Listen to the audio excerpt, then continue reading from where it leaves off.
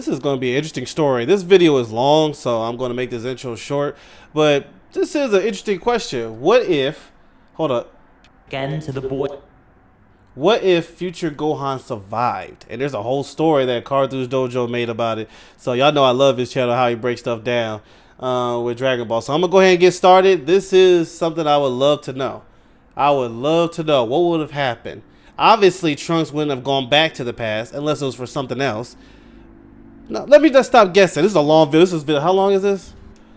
47 minutes. Let's get right into it. I'll put the original video in the description below. Shout out to him. Cartoons Dojo. Wait a minute. There's his channel. This was made 3 years ago, but I'm down to see it. A destroyed city, 2 androids, and 1 half Saiyan.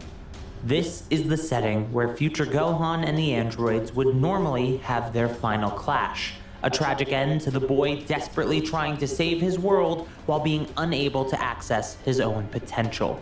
However, it doesn't have to be this way. A slightly weaker attack from the androids, Trunks waking up a little bit sooner, or maybe other factors could have led to Future Gohan surviving this fateful encounter. So today, let's discuss what would have changed if Future Gohan survived. Trunks manages to find Gohan on the cusp of death, but there's still time to save him if he can bring him back to Capsule Corp quickly. So Trunks carries Gohan back to Capsule Corp, where Bulma is able to use the facilities to keep him alive for now. No Senzu are left, so Gohan's life is in the hands of machines, which are barely able to keep him alive. He's not getting better, he's just being maintained. Powerless to even stand, let alone fight. After 3 years of waiting, Bulma's time machine is finally up and running, so Trunks goes back in time to warn the present Z-Fighters of the threat of the androids, as he does in the original story. However, before Trunks heads back to his own timeline, he asks Goku for an extra favor. Using his new teleportation ability, Trunks wants Goku to get 1 Senzu for Trunks to bring back to the future. Goku agrees and quickly teleports to get the Senzu. With the bean clutched in his Goku fist, would give him a whole Trunks bag. returns to his timeline. The minute the time machine lands, Trunks runs to Gohan. He feeds Gohan the Senzu, and for the first time in years, Gohan is no longer in critical condition. However, his arm isn't restored as it's been gone for far too long. So 3 years, that is a scar rather than an injury at this point.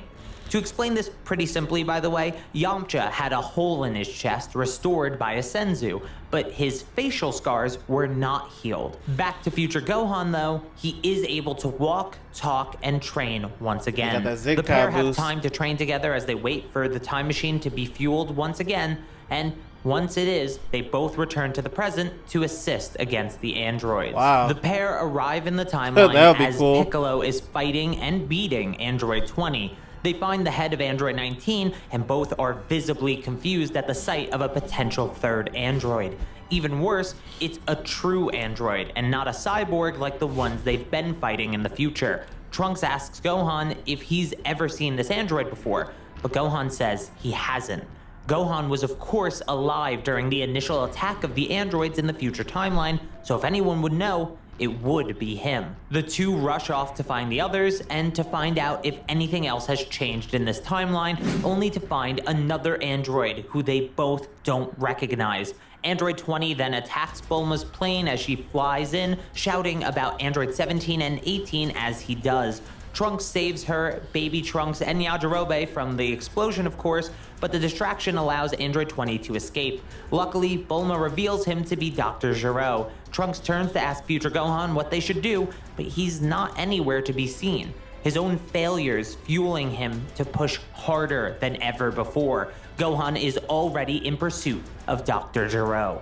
Bulma mentions the location of Gero's lab to the Z-Fighters, so they head in that direction. Future Gohan tries his best to keep up with Gero, but he keeps losing him in the mountain range. He's furious at his own incompetence. Then he spots Piccolo and realizes quickly that the Dragon Balls still exist in this world. He has an idea, but it's drastic. Future Gohan screams for everyone to fly up high. Everyone does except Vegeta, who is still on the hunt for the androids. Gohan course flies at sea Vegeta level wins. and turns Super Saiyan. He charges a Kamehameha using most, if not all, of his power. Jiro's sensors are going off like crazy, and in a panic, Jiro darts for his lab. Future Gohan almost fires off his attack when suddenly Piccolo spots Jiro scurrying into a cave. They found his lab, so he flies in.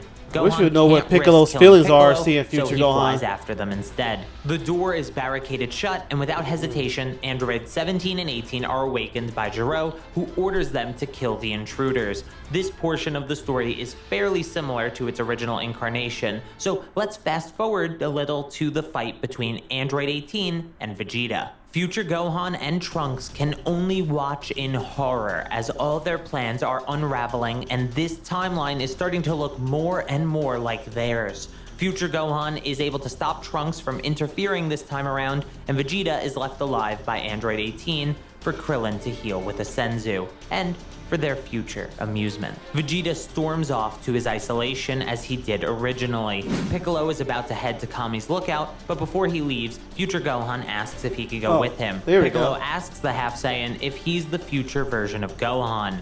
Future Gohan nods, and Piccolo smiles. He puts his arm on Future Gohan's shoulder and says, "I'm sure you did your best." Emotions are clearly beginning to surface on Gohan's face, but he shakes his head before Piccolo can notice, and the pair fly off. Trunks heads off with Krillin to relocate Goku, and the second Time Machine story plays out as it did originally. Once Gohan and Piccolo arrive at the lookout, they begin to spar. Piccolo wants to see just how strong Gohan has gotten, but to his surprise, Piccolo finds that he may be about as strong as future Gohan. How is this Gohan, who's 20 years in the future, so unimpressive? Something didn't add up. Maybe it was the loss of his arm, some weird Saiyan issue that losing a limb decreases power drastically. Piccolo can just regenerate, so what would he know about that? Piccolo tells Future Gohan to hurry and collect the Dragon Balls. He'll need the radar from Bulma first, and then Piccolo tells him he must be extremely quick, and he must wish back his arm as a priority. So Gohan leaves on a journey to collect the Dragon Balls and restore his missing limb. So Future Gohan's first stop is a Capsule Corp, where he tells Bulma he's the future counterpart of Gohan, and she compliments him on his good looks with a cheeky wink, but quickly stops joking around and gives him the Dragon Radar since he seems to be in a hurry. As he flies away, he can't help but think about how happy she seems. She's so much more serious in the future, determined, sad. Gohan is able to quickly gather up the Dragon Balls and make his wish to restore his arm. Meanwhile, on the That's lookout, cool. Kami and Piccolo are having an argument about reuniting. But in the middle of their discussion, the sky goes dark and then light again. Gohan has made his wish, and Piccolo tells Kami that now is the time for them to merge.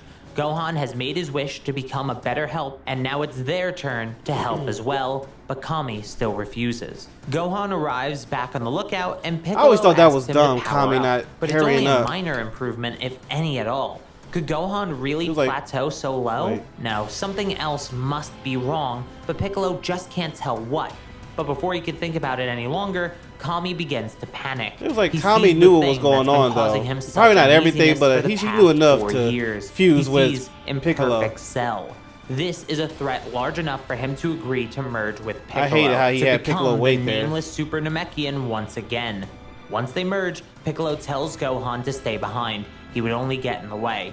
Gohan is about to argue, but he thinks back to Trunks and the time that he told him to stay back. If Trunks hadn't, they both would have died. So Gohan stays quiet and nods, and continues to train on the lookout in isolation. Piccolo begins his battle with Imperfect Cell, and from this point on, things play out pretty identically to the original story. That is, until Son Goku awakens. This is what I wanna see. During his sleep, he heard about future Gohan, the strength of the Yeah, I like androids, and see Cell. what this relationship he look knows like. what he has to do. After a heartfelt conversation and goodbye to Chi-Chi, with her giving him permission to take present Gohan into the time chamber, he teleports away.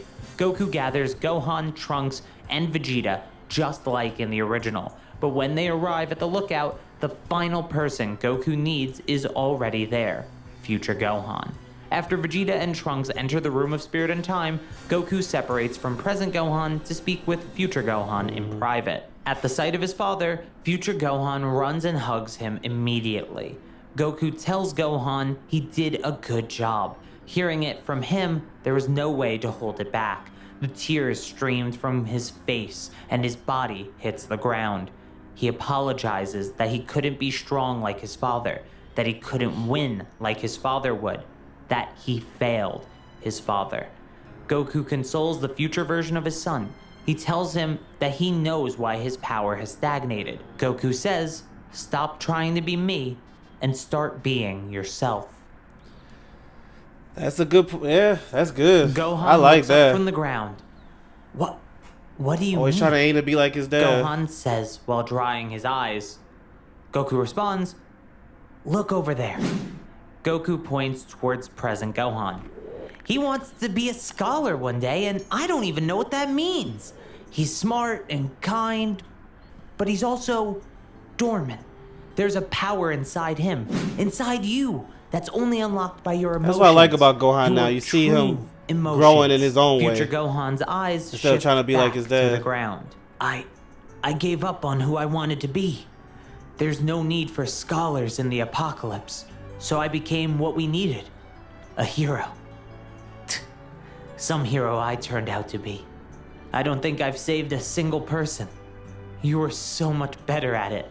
I tried to be like you because you would have won. I'm not a hero, Gohan, Goku says, looking at his son from the future once more. I just like to fight. I just hate cruelty.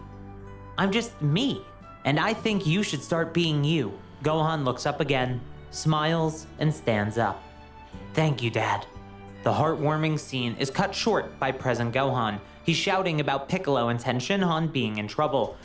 Hey, Cartoons Dojo, you wrote all this yourself? Like, made the story up yourself? If so, this is really good. Maybe they should start hiring you to make some more stories for Dragon Ball, because I like this little setup you got here. And edited very well. The narration, all this stuff. Shout out to you. Goku quickly senses what's going on and teleports over to them, saving them before Cell could finish them off, just as he did in the original. Shortly after Goku returns to the lookout with the two, Vegeta and Trunks are exiting the Room of Spirit and Time. Bulma comes to Lookout to give out new sets of Saiyan armor. She has one for everyone, including future Gohan, but he doesn't want one. Vegeta says he'll defeat Cell, and Goku says he won't complain if he does. With that, Vegeta and Trunks fly off. Goku asks Mr. Popo how many people can go in the time chamber at once, and Popo walks over towards the 3 remaining Saiyans, saying that a maximum of 2 for a year can fit. There aren't enough supplies for more than that, I didn't know that. especially with the way Saiyans eat. Goku's expression changes to a confused one. I thought so. Alright, Gohans, quickly, power up for me. The 2 Gohans power up to their full capabilities. Future Gohan is clearly the stronger of the 2 right now, as his Super Saiyan multiplier is a gap that is insurmountable for present Gohan. Goku thinks for a second, and then he points to present Gohan, who is visibly confused by the choice. He says that he's not as good at fighting as they are, and that he's the weakest person on the lookout. Not to mention the fact that future Gohan can already turn Super Saiyan, a power that's eluded present Gohan for the time being. Future Gohan kneels down to his present counterpart and tells him to trust their father. Present Gohan nods and enters the chamber with Goku. From this point, the events actually stay fairly similar. Vegeta gets overconfident and is easily beaten by Perfect Cell. One of the worst who he moments in allowed Dragon to Ball history. transform. Trunks uses a useless transformation. Goku Like discovers I the said, true Super useless. Saiyan solution in the time chamber. Cell decides to hold a tournament and makes a TV announcement about it. Now, with everyone on the lookout again, Goku and Gohan step out of the time chamber. But to everyone's surprise, they're both Super Saiyans, and they're early. It hasn't been a full day yet. They're caught up on the Cell situation, and everyone mentions the order for re-entering the time chamber, but Goku says he still has a few hours left on his turn, and someone else didn't get to go in at all yet. Goku points at future Gohan. That's he tells cool. them that most of his and present Gohan's training time was spent on finding the way to evolve the Super Saiyan form and teaching Gohan how to use it in general. But now he knows how to do it, and this Gohan can already turn Super Saiyan. Vegeta wants to say something back, but he can't. The sight of the natural state like Super Saiyan is baffling him. So future Gohan and Goku enter the time chamber. The two begin to train in Super Saiyan, and Goku shows Gohan how to use Super Saiyan as if it was his normal state. But there's more Goku wants to show him. Goku tells Gohan... I ain't gonna front. They need to, you know how Marvel does a what ifs, their what if show, which is really good, by the way. Season 3 is coming out. I wish they'd do that for this. I would love to see this in an animation. This is a great story, and there's some other great stories that can happen as well, but they should do Dragon Ball What If. They should. If they want to broaden their horizon, they should do that. I will watch all of them, especially something like this. And have Cartoons Dojo do this one. Something, a power raging inside Gohan. While Gohan is in the time chamber, Goku wants Gohan to think about who he wants to be. Scholar or fighter or something else. That'll make him stronger in the end.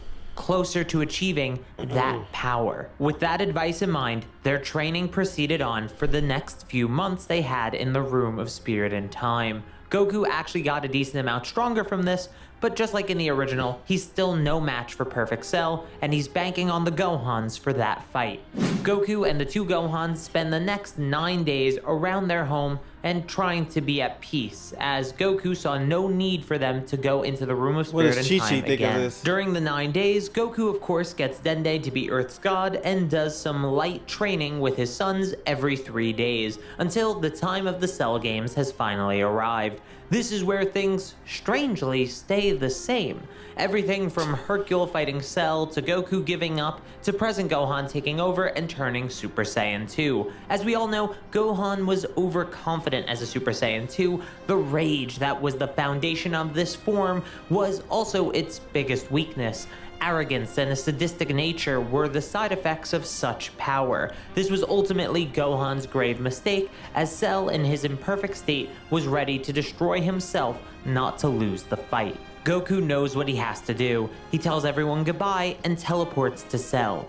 As Krillin screams Goku, future Gohan screams father, but it's just no use. Goku sacrifices himself for the sake of everyone else. One of the most heartbreaking moments in Dragon Ball history. Quickly falls to the floor. Trunks tries to console him. This is the second time Gohan has watched his father die, helpless to stop it. The two Gohans are moving in sync, punching the ground, screaming for their father, crying in agony. Every action is almost identical between the two of them, but their grief is not over yet. Cell is nowhere to be found in the afterlife, and a swirl of energy erupts on the battlefield. A death beam flies out of the dust and strikes Trunks down, right above future Gohan. His student is killed, landing on the floor in front of him. He couldn't help his father, he couldn't protect his student, he couldn't save his world, and that's all it takes for him to snap. Future Gohan's emotions swirl into a blind rage. His hair begins to stand up and his power spikes. He is a Super Saiyan 2. Future Gohan nods at his present counterpart, who quickly turns back into a Super Saiyan 2 as well. Before Cell can even respond to the sudden occurrence, the two Gohans begin to strike him down. Yeah, I was about to say Perfect Cell definitely doesn't have a Cell chance there. didn't get the chance to injure present Gohan because future Gohan's transformation has distracted Vegeta from his own grief. And at this point, he's come back to his senses, realizing he'd only be a burden if he got involved now. The two Gohans knock Cell to the ground and back away to either side of him. They both begin to charge a Kamehameha. As they do, Cell slowly begins to stand back up, but before he can make it all the way, they release the Ki Blasts. This blast looks very similar to the one created by Cell and Gohan in the original version of this fight, Except but Cell's in the instead middle. of being Cell rivaling Gohan, it's two Gohans destroying Cell in a cooperative effort. And so, that's a moment without where it's anything like, more to say, yeah, you know he Cell did. is defeated. I like these parts. Are they going to go to the whole The two Goku Gohans Black have stuff in too? sync defeated Cell with twin Kamehamehas, after which the two fall to the ground once again in base form, a slight smile on their faces as they have won the day. The other Z fighters go and get the exhausted Gohans. Piccolo takes future Gohan and Yamcha takes present Gohan. They bring the two Gohans together before flying off, and Piccolo says, "You two did well. I'm sure he's proud of you."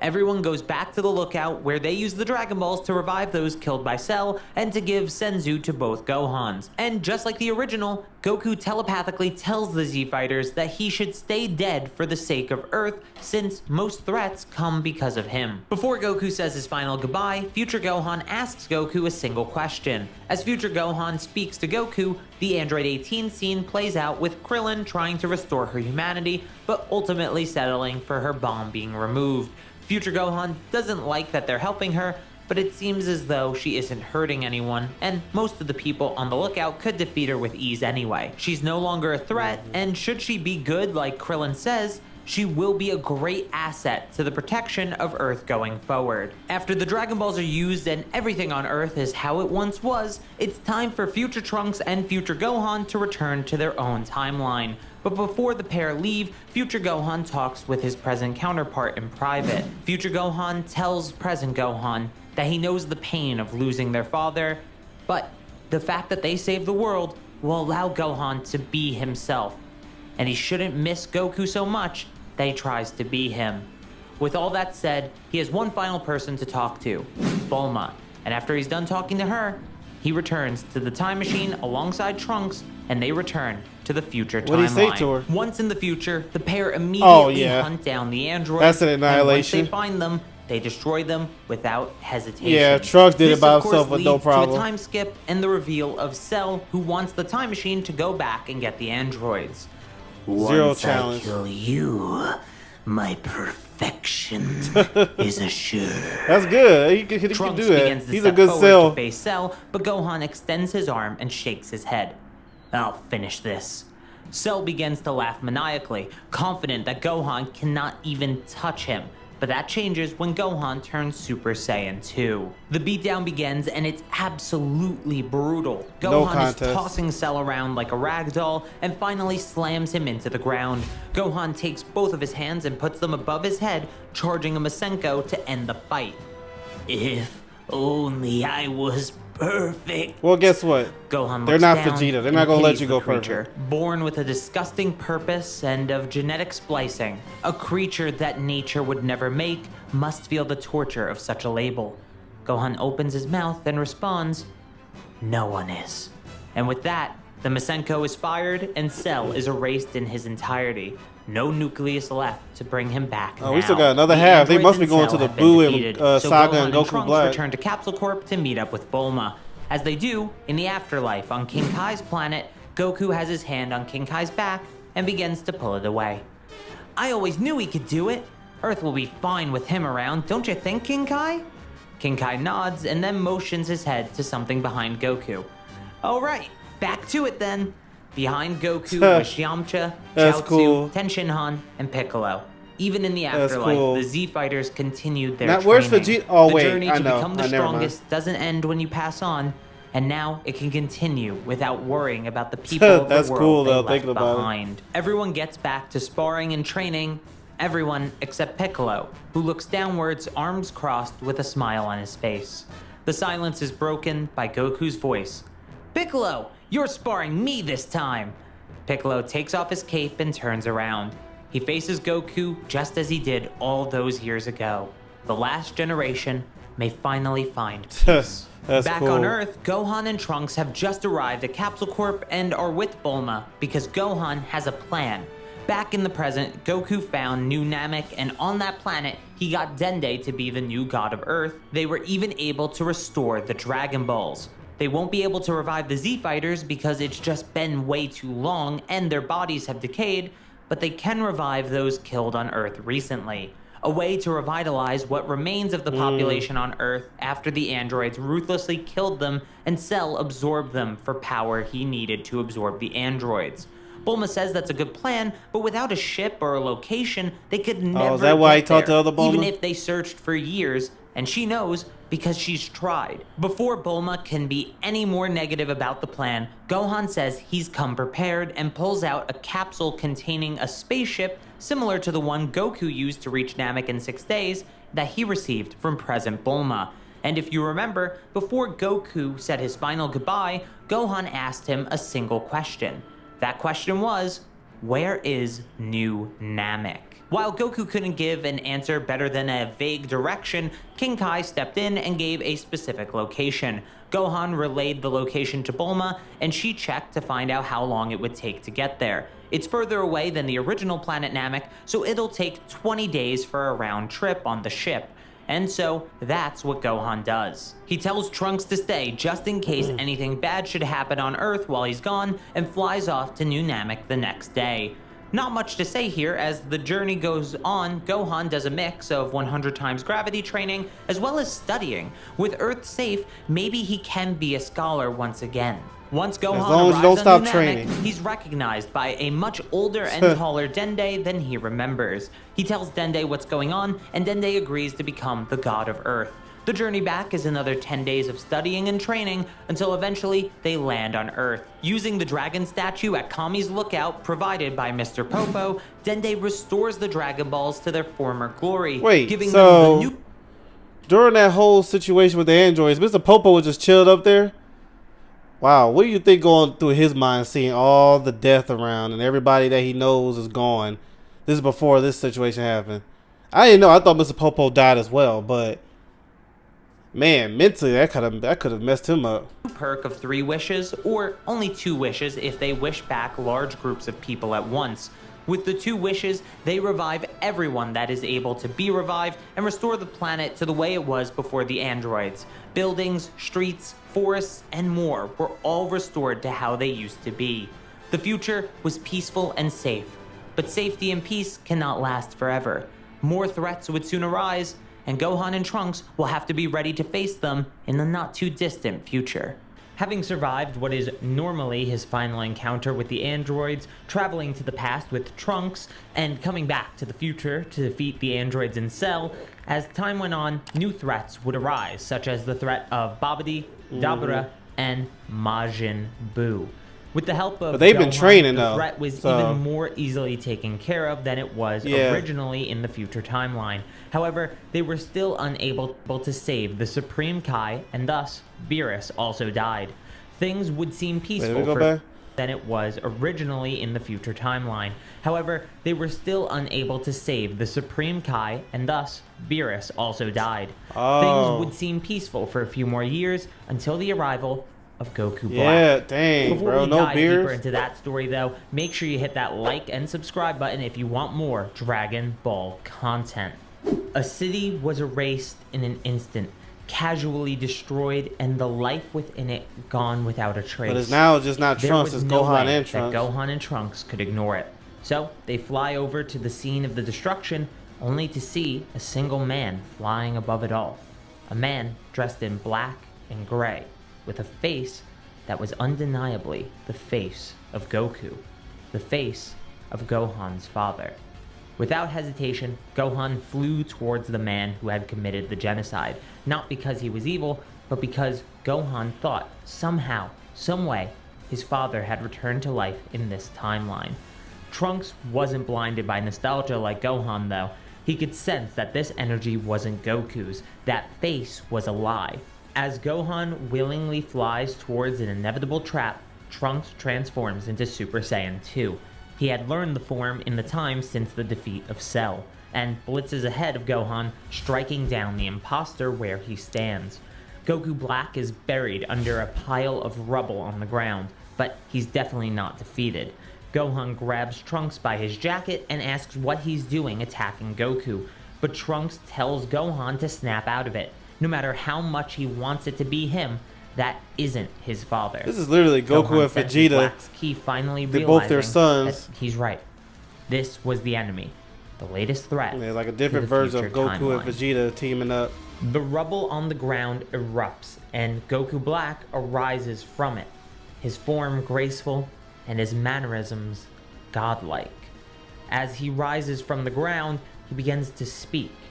Gohan and Trunks, if it isn't the key sinners of this world, defying the laws of time, laws the very gods who allowed your existence set in place, you are the prime example of why all mortals must perish. Ants, ungrateful of the crumb of life the gods have spared, should be crushed under the heel of the superior being. I would have killed you painlessly, Gohan, had Trunks not interrupted. Now, You're both my fodder. Rejoice, as your meaningless existence furthers my own. Mortals? Sins? They had no time to answer these questions. The threat was right in front of them, and they needed to strike now. Gohan transforms into his Super Saiyan 2 form as well, and the two begin their simultaneous strikes. Years of training and fighting alongside one another has elevated their coordination to another level. They move in unison and are able to throw off Goku Black's strikes by doing so. The power of mortals surviving in the dirt that is life. Nothing coming easy. The world constantly being under fire and in danger. No gods to help them, and even when the gods came, they ended up relying on Gohan and Trunks. No one could just come to their world and expect to be at their level without having that level of conflict under their belt. Goku Black knew this too. No stolen body would be enough to compete with them on its own, but as Black already said, they would become his fodder. Their power would be used to further his own. Black creates distance between himself and the two Saiyans and puts his fingers to his forehead. We'll meet again, Saiyans. In an instant, Goku Black was gone. He suppressed his ki so Gohan and Trunks couldn't track him down. They had to tell Bulma what was going on, and they needed to make a plan to handle this threat to their timeline. When they arrive at Capsule Corp, Bulma starts by giving them the Dragon Radar and then tells them to collect the Dragon Balls. If Goku Black destroys more cities, they'd risk the Dragon Balls being destroyed, and they need them to repair the damage, so they have to go collect them now. So, Gohan and Trunks begin their quest for the Dragon Balls, and in a couple of days, they've collected all 7. When they bring the Dragon Balls to Capsule Corp, Bulma says she'll put them in a secure and hidden location. But Gohan can't help thinking they're forgetting something. There's no time to think about that though. In the distance, we revived him, ki and then has Beerus will come back and reappeared, handle this. But he feels stronger this time. The more Goku Black uses the body he stole, the more he becomes accustomed to its power. This process would repeat on loop for around a year. In the beginning, it was Goku Black escaping Trunks and Gohan, but as time went on, it was Goku Black allowing Gohan and Trunks to survive for him to further his power even more. Bulma realized what they needed to do during that year and made more fuel for the time machine. With a little time and ingenuity, Bulma was able to make enough fuel for one trip to the past. Gohan and Trunks having worked alongside the human resistance to keep Goku Black away from Bulma's last lab. When the fuel was finally ready, Bulma handed it off to Trunks and Gohan, telling them both to travel to the past, not just to get help from the Z-Fighters, but also to train with them, as they did before. Gohan and Trunks understand, so they get ready to make their move, and as they do, Goku Black attacks the lab, angered that the mortals thought they could hide something from him. As he originally did, Black snatches up Bulma. Trunks almost goes back for her, but she tells him to run, and Gohan grabs Trunks, running away with him. Bulma has died at the hands of Goku Black, and there was no time to grieve her passing. Gohan and Trunks make their way to the past, where things have played out pretty much identically to the original story. So, characters like Beerus, Whis, and even the Pilaf gang are around. Gohan and Trunks are in much better shape than Trunks was on his own in the original version of events, so while they're surprised to see that Goku's alive, they don't think he's Goku Black as Trunks did in the original story in his panic. They explain how they handled the androids, Cell, and even the threat of Majin Buu at the cost of Supreme Kai's life. Beerus glances at Whis with a bit of terror in his eyes, but doesn't say anything out loud. This, of course, leads us to the spar with Goku, but it's Gohan versus Goku instead of Trunks in this version. While Goku is still pushed to use Super Saiyan 3 against him, it's clear that Gohan and Trunks are nowhere near Goku or Vegeta's full power. As happened originally, Goku Black manages to go back in time, and Goku fights him until he's sent back to the future. But not before Goku Black destroys the time machine. That was my favorite saga in Super. I know people say Tournament of Power, and that was great, but Goku Black saga was better for me. Gohan wants to know where present Gohan is. Piccolo tells him, but says that this Gohan isn't the one who defeated Cell any longer. Martial arts is secondary to his work as a scholar and his family life. Still, future Gohan and Trunks go to visit him. The half Saiyans from the future wait outside the building where Gohan is giving a seminar. When the present Gohan comes out, they can't believe it's him. Like, what the heck? Trunks thinks to himself that he can't feel the overwhelming power coming off him anymore, but future Gohan can tell. There's something just under the surface.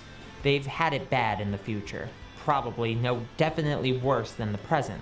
But the man standing in front of them had his own hardships he overcame. The life he has now wasn't something he was given.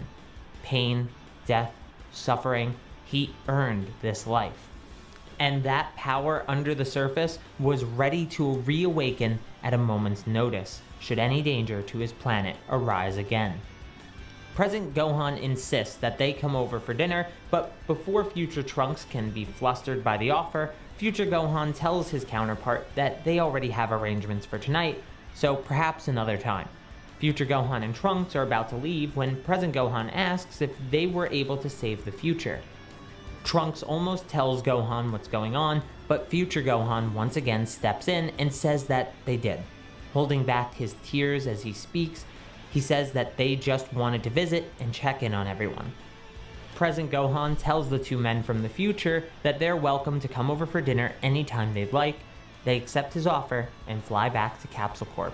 Trunks asks why Gohan didn't tell his counterpart about Goku Black, and Gohan tells Trunks that he earned his peace. It's time they earned their own. Once they get back to Capsule Corp, Gohan and Trunks are ready to train with Goku and Vegeta, but a different plan has been made. Whis and Beerus don't like the idea of time travel, but the death of the Supreme Kai seems to be the biggest issue here. Since Beerus doesn't want to see another time machine in his universe, he'll make a deal with them. Beerus destroys the time machine that Bulma was working on in an instant. Whis says he'll take them to the future timeline, and since they mentioned that they have Dragon Balls there, wishing Supreme Kai back to life would also bring Beerus back. Beerus can take care of this Goku Black figure with ease. Whis also says that he'll inform his future counterpart to train Gohan and Trunks as well, so they don't ever feel the need to travel back in time ever again. Should that suffice? Both Gohan and Trunks bow to Beerus and Whis, thanking them for all their help and promising to never return to the past again. So, they travel back to the future with Whis and retrieve the Dragon Goku Balls Black from ain't their doing hidden nothing to Whis if location, he saw. summoning Shenron on the lookout where Dende has been hiding. Once summoned, they first restore the bodies of Kibito and Shin, then, with the second and third wishes, they revive them. Whis takes them over to the place where he senses the Supreme Kai, and as they arrive, Goku Black does as well. He sensed the revival of the Supreme Kai and was there to end him once again. Oh, if it isn't Goku Black. Unfortunately, as an angel, I'm not allowed to fight you, but thankfully, I'm far faster than you are. Without another word, Whis flies off with Shin, Kibito, Gohan, and Trunks. Yeah, Goku Their Black has no destination, challenge, can't do Beerus' nothing planet. there. Whis is flying. I thought he was about away to say from Beerus Earth, showed up moving behind faster than Goku Black and could hope Hakai to to- keep up with, even if his stolen body could survive in the vacuum of space, which it may be able to. We're not really sure. As they fly, the Supreme Kai thanks Gohan and Trunks for his revival, but asks where they're going. Whis interjects and says they're headed to the planet of the god of destruction, Beerus. Shin looks to Whis with confusion and asks who he is as well. You should know who I am. I'm Whis, the Angel of Universe 7 and the attendant of Beerus. Shin simply shakes his head. He knows who Whis is, but Whis shouldn't be around since Beerus was dead till only a few moments ago. There's no way for him to have been on Earth that quickly. Whis can see the Supreme Kai is catching on, but tells him not to worry, as all should be made clear very, very shortly. So, they continue until they arrive on Beerus' planet, where they are met by Whis. The future version of the Angel greets his present counterpart. Ah, so you're me from a different timeline. I suppose you're the reason Lord Beerus was revived then? Yes, Lord Beerus didn't want any more time traveling to occur, so he sent me here with these two half-Saiyans to help them revive your missing god of destruction. Future Whis understands, and present Whis explains the threat of Goku Black, but also adds his and Beerus' suspicions that Zamasu is somehow involved with this Goku Black situation based on the ki he felt from Goku Black. Future Whis decides to check his staff to search for Zama's current location. When he does, he's shocked to find that Zamos is on Earth right now. At the very least, he's working with If Goku he says Black. Beerus goes down there and This wipes them out, confirmed that would be Whis' sick. suspicions, so he says he'll head back and inform present Beerus about Zamos' involvement. Before he goes, he asks where Beerus currently is. Future Whis says that Beerus died in his sleep, so he should be waking up at any moment. This surprised present Whis, since Beerus should have woken up a while back to find the Super Saiyan God. The two Whis briefly discuss their differences, and present Whis learns that Beerus went to Vampa in search of the Super Saiyan God instead of going to Earth. Present Whis then explains what the Super Saiyan God actually is, and that his future counterpart can train these two half Saiyans to obtain that power, and power even beyond it. With that, Present Whis leaves, and back in the main timeline, he tells Beerus about Zamos, so they watch the Rogue Kai until he acts up, which leads to Beerus destroying him just as he did originally. Sorry, Kai, but Back your in the luck has future run timeline, out. Whis goes to wake up Beerus and prepare for the trip to Kai. Earth to stop Goku Black and Zamos. Before that, he tells Kibito and Supreme Kai to return to the realm of the Kaioshin for now.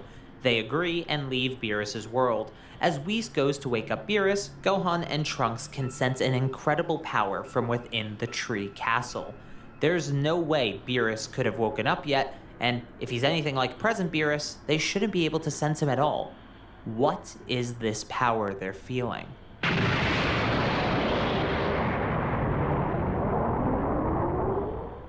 Beerus wakes up from the early explosion of his alarm clock. He lets out a yawn and asks Whis why he woke him up so soon. Whis explains the situation of Goku Black and everything that has happened to the gods of the multiverse. So my death wasn't just a nightmare then. Fine, let's take care of this Goku Black quickly so I can go back to sleep. Beerus and Whis make their way out of the palace and find Gohan, Trunks, and the resident of this planet, Broly. You see, Broly was taken from Vampa before Beerus destroyed it because he's interested in Broly's power. Check out my What If Beerus Went to Vampa Instead of Earth video I for gotta more check that information out. on what happened there. I love these that What If takes place in stories. the main timeline, but the details are pretty much the same. And while you're at it, shoot me It's a like follow what happened over on to Twitch so and what happened to Twitter. Broly's I'd two greatly friends, the appreciate girl it. and Beerus is nervous I forgot what the that other Broly guy's might name start a was. fight or something on his planet. But Hopefully Whis Beerus tells didn't kill him. Beerus that Broly has been training to control his emotions, and he's fairly timid as it is. Beerus lets out a sigh of relief. Having to fix his planet if Broly was to lose control would be a nuisance after all. So, you're the two half Saiyans, I presume. Gohan and Trunks both nod. What I do today isn't for you or your pathetic planet. I'm taking down a rebel god for the sake of the multiverse. And to gain Zeno's favor, right, my lord? Beerus nervously shifts his eyes to Whis, but it's clear that that's part of his intentions. Whis tells the three Saiyans that they're all going to Earth. Once there, they can watch the God of Destruction work and understand the power they'll be striving for in the near future. The three Saiyans nod, and they begin their Let's flight get a to What Earth. If movie of Once this, they bro. arrive, This is they sick. are immediately met by Goku Black, and even more surprisingly, Zamos. Doesn't matter. Beerus doesn't hesitate. He immediately flies towards Zamos and uses a Hakai on him, then turns his attention to Goku Black. No matter what the god in the stolen body does, he just can't keep up with Beerus, and when it finally looks like Goku Black will be finished with the Hakai, Zamos jumps in front of it. As is directly stated by Beerus in the Dragon Ball Super manga, and is implied heavily by Whis in the Dragon Ball Super anime, That's right. Beerus can't kill immortal beings, and this should even include with the Hakai. That's true. Zamos would simply need to regenerate after being destroyed, and when Beerus realizes this, he knows he'll have to handle the immortal one first. Whis, are you sure this Saiyan brute is able to control himself now? Whis nods, so Beerus tells Broly to go after Goku Black, but warns him if he loses control, there won't be a second chance for him. Broly flies in and begins to fight Goku Black. Even in his base form, he seems to be well equipped to handle Super Saiyan Rose That's cool. Goku Black.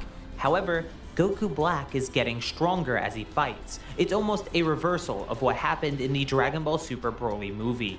Beerus tells Whis to ready the sword, and Zamos is well aware of what's about to happen, the sealing technique of the gods. Beerus was about to trap Zamos in a sword just like he did to Elder Kai. This wouldn't be good. Zamasu looks to Goku Black, who despite getting noticeably stronger in his fight with Broly, wasn't going to retain the winning side because Broly had just transformed into his Ikari form, one of the transformations Whis taught him how to control. Goku Black looks back over to Zamasu, and the two nod at each other. Before Beerus can ready his sealing blade, Zamasu puts his Potara on the opposite ear, pulling Goku Black away from Broly and combining the two into Merge Zamasu. What Beerus should have done was tell Broly to fight Zamasu, since Zamasu can't die, and then Beerus can go and Hakai Goku Black. Because, yeah, Goku Black wasn't immortal, it was Zamasu. So he should have had Broly fight Zamasu. Zamasu, excuse me. Had with a mind blank right there. And then that way Goku Black would be easy for Beerus to get rid of real quick. Begins to gloat about the power of his merged body. Having obtained tremendous power from Goku Black fighting Broly, he is far and away stronger than he was in the original version of this story. Luckily, the sword is finally ready. Beerus begins to charge in, but Zamasu has a wicked smile on his face and teleports away before Beerus can catch him. Beerus realizes what just happened. Zamasu is able to use the Yardrat technique of instantaneous movement. The only place he'd teleport to is the only place that can stop Beerus, the realm of the Kaioshin. With no way for them to teleport as well, all they can do is hope that the Supreme Kai can escape from the merged god. Luckily, he does. Kibito sacrifices his life to allow Shin the chance to teleport to Earth. Kibito can't catch a break. Zamasu just follows him back. Having to protect the Kai puts Beerus on the defensive. Even worse, Zamasu has obtained a new ability. A rift in the sky opens, and an army of merged Zamasus pour into this world. They were weak enough for Beerus to handle, but this would occupy his time since any one of them could kill Shin by themselves. Broly flies towards the original merged Zamasu and begins to fight. Unfortunately for Broly, despite being more powerful, Beerus screams that they won't know what'll happen if the mortal shell containing the immortal half of Zamasu is destroyed, so Broly can't go for the kill. They exchange blows, and eventually Broly turns Super Saiyan, another form that Whis taught him how to control in an attempt to physically overpower and restrain the merged god. At first, this works, but Zamasu is still growing in power and acclimating to Broly's strength. This growth closes the gap between them and causes the battle to be determined by who can grow faster. Zamasu is already deteriorating into his purple arm form, but with that form comes power. Slowly but surely, it seems like Zamasu's relatively similar strength but superior technique is overtaking Broly, and Beerus is struggling to keep up with all the clones that are still pouring in. It's all over. The universe. You know what's weird about all this is that this is all happening and Whis is just watching because he's not allowed to fight. Because we all know Whis could wipe them all out, no problem. All this a few Zamasu clones, it'll be no problem. But because he can't fight, he just sits there and watch. After all, it's like a movie for him. Gohan and Trunks have failed the future timeline. Is what I would say if the two half Saiyans had given up. In the commotion, Gohan and Trunks were able to grab the sword Whis had made for Beerus. Gohan flies between merged Zamasu and Broly, using a solar flare to distract him, allowing Trunks to land the final slice on the god and seal him away for good. With merged Zamasu sealed, the rift the clones came from is closed, and the clones themselves begin to disappear. Broly is able to revert to his base form, exhausted from his fight. This is where our conflict ends, but not our story. After celebrating their success and restoring the world to how it once was with the Dragon Balls, Gohan and Trunks are told they are to go to Beerus' planet regularly for training with Whis. The present version of Whis revealed what the Super Saiyan God truly is, and a power beyond that.